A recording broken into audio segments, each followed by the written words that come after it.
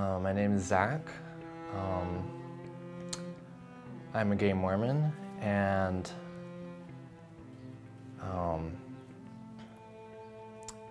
it took me a while to reconcile the two parts of my life that were really big parts of who I am, which are my faith and my sexuality. And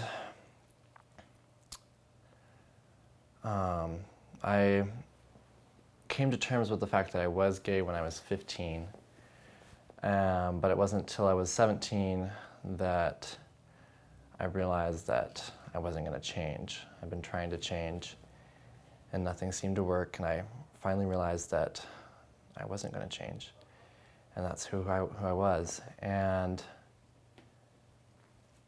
so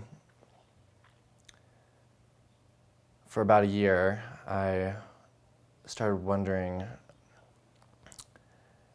if it was okay for me to be with a man someday, or if that was wrong. And what started that was my family and I, we were coming home from visiting relatives in Colorado, and we were in a hotel, and I couldn't sleep. And while I was there in the hotel room, I just imagined another man holding me and just being there with him. And it was the first time that I'd ever thought of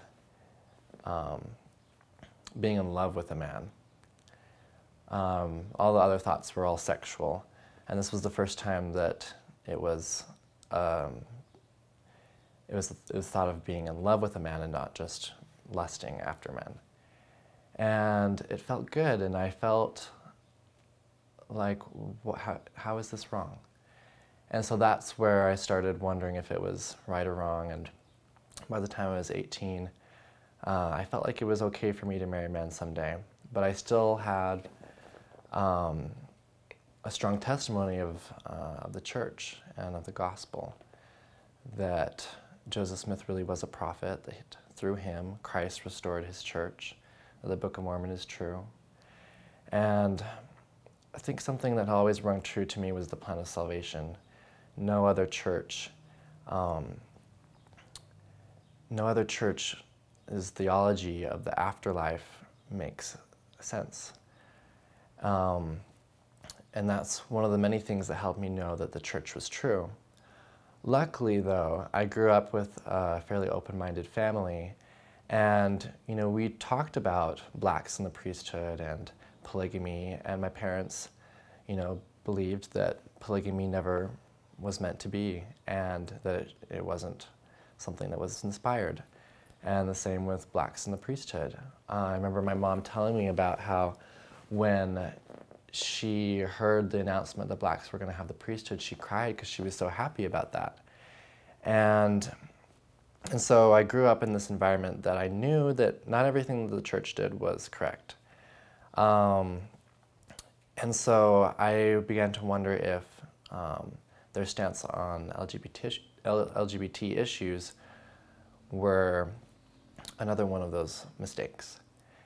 And I came to feel that I should marry a man someday, and so I went on my mission because I felt like I had a unique perspective and a strong testimony, and I wanted to help others be able to know the plan of salvation and to feel the Spirit as I have through my life. And so I had an amazing experience on my mission. I know that what I went through for being being a gay Mormon helped me be able to help others, whereas other missionaries wouldn't have been able to help them. And so that was an amazing experience to know that I was sent specifically for those people.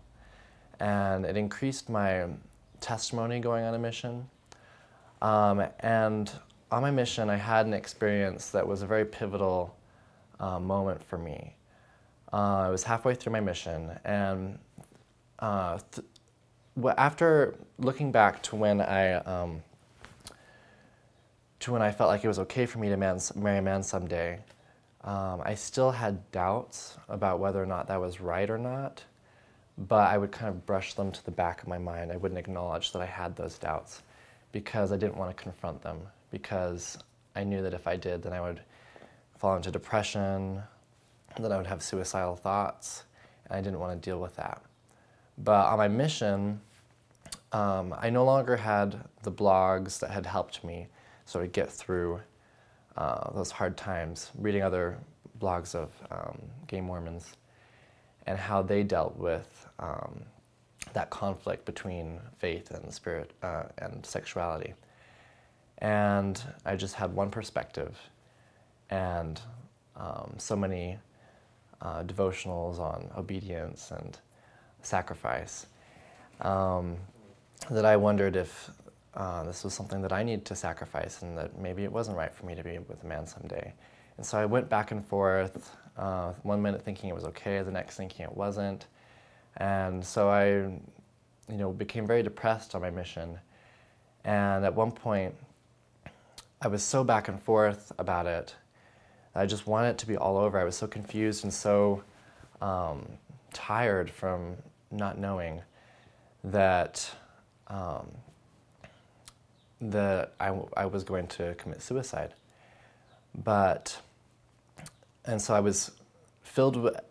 began to be filled with anger at God, and I told him that I hated him. I said that I hated the church and that I hated my mission president and all the leaders. And then not too long after that, I felt horrible for thinking those thoughts, and I prayed and I apologized to God, because I don't hate him, I don't hate the leaders of the church, and I definitely didn't hate my mission president. And then I became extremely depressed again, and in that moment I realized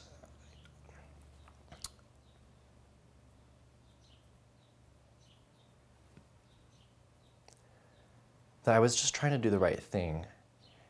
And I felt like even if it was wrong for me to marry a man, that God wouldn't judge me. He wouldn't keep me from returning to live with him, because I had made that choice, because in choosing that, I was choosing what I felt was the right thing. And so I embraced the fact that I didn't know that it was all right. And in embracing that, I came to know what true faith is. Because growing up in the church, my testimony grew little by little, and I never really had to act on faith like so many of my investigators had to. I remember teaching many investigators where they felt like it was true, but they didn't want to be baptized, and the reason was because they weren't sure. But they believed that it was true, but they didn't know that it was true. And we would always tell them, act on that faith. And so I believed that it was okay for me to marry a man someday, but I didn't know that. And so I had to act on my belief in order for the knowledge to come. And so that's what I decided to do. I still held out for possibly marrying a woman someday, just to be able to retain temple privileges and hold a calling. And I said to myself that I would date both genders, and I would see where it goes, and I would do what felt right. So several months after my mission, I finally came to that point where I knew that it was okay for me to marry a man someday.